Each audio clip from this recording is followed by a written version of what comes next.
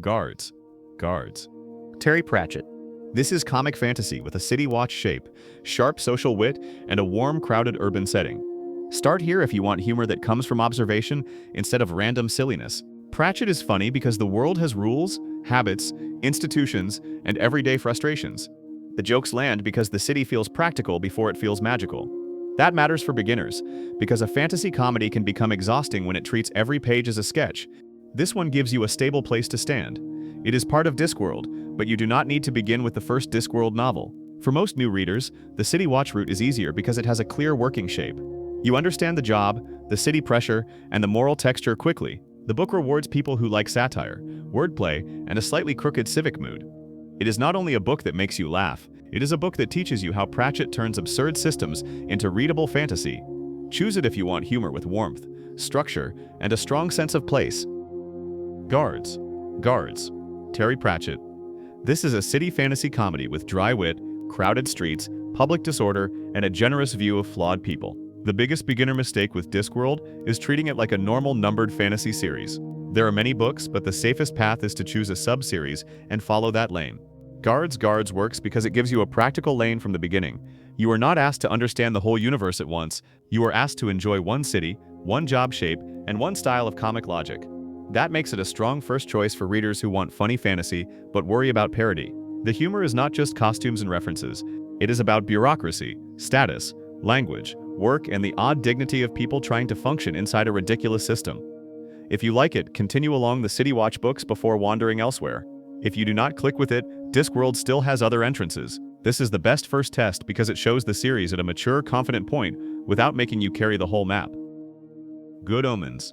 Terry Pratchett and Neil Gaiman. This is comic fantasy with apocalyptic imagery, dry British humor, and a modern world that keeps behaving inconveniently normal. The appeal of Good Omens is balance. It is clearly funny, but it is not trying to mock fantasy from the outside. It uses supernatural material as a frame for manners, friendship, temptation, bureaucracy, and ordinary human stubbornness. That makes it a very safe recommendation for people who want humor but do not want a lightweight reading experience. It is also a standalone, which is useful for viewers who do not want to commit to a long series. You can read it, understand the tone, and be finished without planning a larger order. The collaboration matters too. Pratchett brings comic pressure and social absurdity. Gaiman brings mythic shape and a softer sense of strangeness. Together, the book feels playful rather than noisy. Start here if you want one funny fantasy book that feels complete, readable, and easy to recommend to someone who normally avoids long fantasy worlds. It also works well as a first funny fantasy because the reading experience is clean. You are not managing a sequel plan, a complex map, or a heavy terminology load. Good Omens. Terry Pratchett and Neil Gaiman. This is a standalone comic fantasy with religious imagery, modern absurdity, and a relaxed tone that still has real shape. Choose Good Omens if your main fear is that fantasy humor will feel childish. This book is playful, but its humor is often about how people explain themselves, avoid responsibility, and turn big cosmic language into daily inconvenience. That makes it especially good for adults who want something light without feeling underfed. The safest way to approach it is not as a lore book. Treat it as a tone book. You are here for contrast, timing, voice, and the pleasure of two writers making a strange premise feel socially familiar. Readers who prefer hard magic systems may want something more mechanical. Readers who want jokes with warmth will probably settle in quickly. It is also a strong audiobook candidate because the rhythm of the prose matters. If you only want one title from this whole list and you want no series commitment, this is one of the most reliable picks. The best reader for it is someone who likes gentle chaos more than combat. The book is funny because the tone stays calm while the situation keeps becoming stranger. Kings of the Wyld. Nicholas Eames. This is modern adventure fantasy with road energy, aging heroes, warm banter, and the feeling of a legendary band reunion. Kings of the Wyld is funny in a more openly affectionate way. The humor comes from fantasy adventure treated through the language of old fame, tired legends, friendship, timing, and ridiculous professional pride. It is a good pick for readers who want momentum first. The pages move quickly, the tone is accessible, and the emotional shape is easy to understand without needing an enormous glossary. This is part of the band series, but this first book works as a satisfying entry point. You do not need to buy a whole stack before testing the flavor. It is especially useful for people who like role-playing games, quest structures, and group dynamics but want the jokes to serve the ride instead of replacing it. The comedy does not erase the adventure. It keeps the adventure human. Start here if you want funny fantasy that feels broad, energetic, and friendly to readers who usually need a strong forward pull. It is also one of the easiest books here to recommend to someone who wants emotion under the jokes. The warmth is part of the engine, not a decoration. Kings of the Wyld. Nicholas Eames. This is quest fantasy with comic timing, classic adventure comfort, and a slightly older perspective on glory and friendship. Pick Kings of the Wyld when you want the least academic book on this list. That is not an insult. It means the book understands pace. Some funny fantasy asks you to admire the cleverness first. This one asks you to keep turning pages. The jokes are built into the group energy, the exaggeration, and the contrast between legendary reputation and ordinary exhaustion. It is also a helpful bridge for viewers who come from games rather than literary fantasy. The setup feels familiar without becoming a rulebook.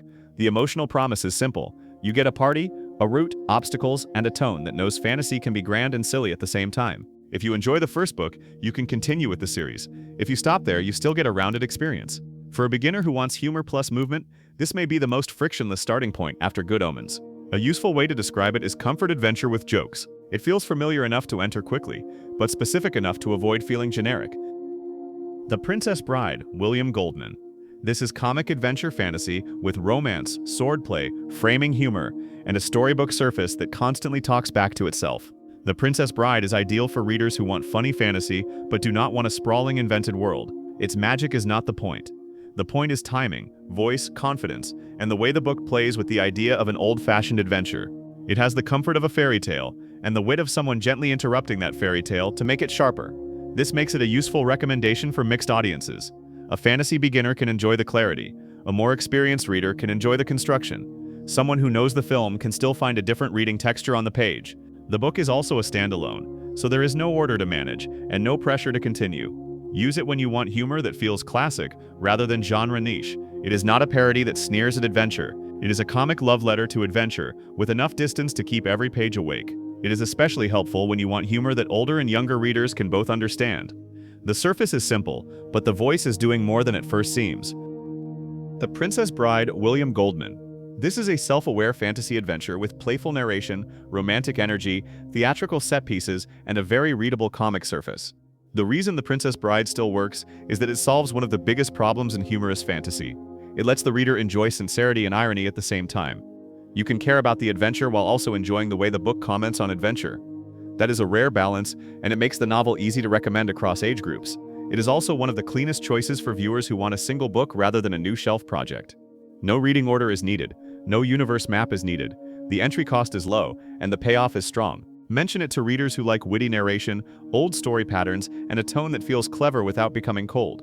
If someone thinks fantasy has to be either extremely serious or completely silly, this book is a useful correction. It shows that comedy can protect wonder instead of draining it. That makes it a strong channel recommendation because it reduces risk. Viewers can try it without learning a franchise and still understand why fantasy comedy matters. The Hitchhiker's Guide to the Galaxy, Douglas Adams. This is comic science fantasy with absurd logic, cosmic scale, and a dry voice that treats chaos as paperwork. Strictly speaking, this is often shelved as science fiction, but it belongs in this video because many fantasy readers love its sense of impossible scale and language-driven comedy. Douglas Adams is not writing parody in the simple sense. He is building a universe where explanations become jokes, systems become jokes, and the joke often reveals how strange normal life already is. This is the pick for readers who want the highest joke density on the list.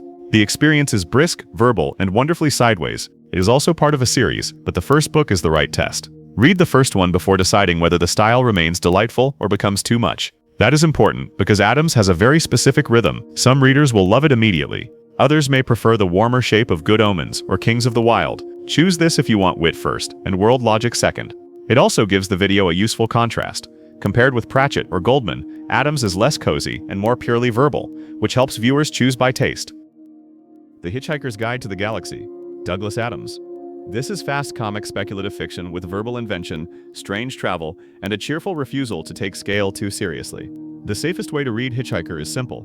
Read only the first book as a test. Do not buy the whole series because someone told you it is a classic.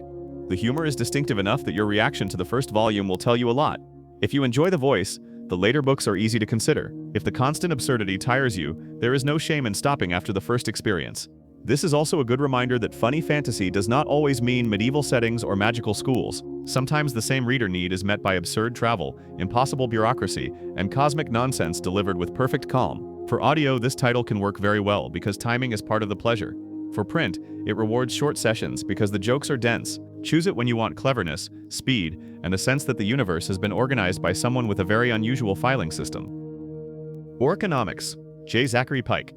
This is satirical fantasy with quest ingredients, economic absurdity, and a sharper look at how adventure becomes an industry. Orconomics is the least obvious mainstream pick here, but it is valuable because it attacks fantasy from a systems angle. The humor comes from incentives, markets, professional labels, public narratives, and the strange way heroic language can become an economic machine. That makes it a strong recommendation for readers who enjoy satire with a little more bite. It is part of the Dark Prophet saga, so treat the first book as your entry test. The title tells you a lot about the flavor. If you like the idea of fantasy economics being pushed until it becomes absurd, you will understand the appeal quickly. If you want a softer comfort read, Good Omens or The Princess Bride may be safer. Orconomics is best for viewers who enjoy role-playing game logic, institutional jokes, and comedy that points at systems rather than only at individuals. It broadens this list because funny fantasy can be cozy, verbal, adventurous, or structurally satirical. Orconomics. J. Zachary Pike. This is fantasy satire with practical world building, quest language, and a comic interest in money, labels, labor, and reputation. Here is the easiest decision rule for the whole video. If you want the safest standalone, read Good Omens. If you want the clearest classic one-book adventure, read The Princess Bride. If you want the best Discworld entry for this tone, read Guards. If you want pace and group energy, read Kings of the Wyld. If you want maximum joke density, read The Hitchhiker's Guide to the Galaxy. If you want satire about systems and fantasy economics, read Orconomics. For a low-pressure 30-day plan, pick only two. Start with the one that matches your tolerance for absurdity. Then choose a second book from a different humor style. That gives you a useful comparison without turning reading into homework. The point is not to prove that every funny fantasy book works for you. The point is to find the kind of humor that keeps wonder intact. For most readers, that is the best way to build taste without wasting time. Put another way, do not ask which book is objectively funniest. Ask which kind of joke you want to live with for several evenings.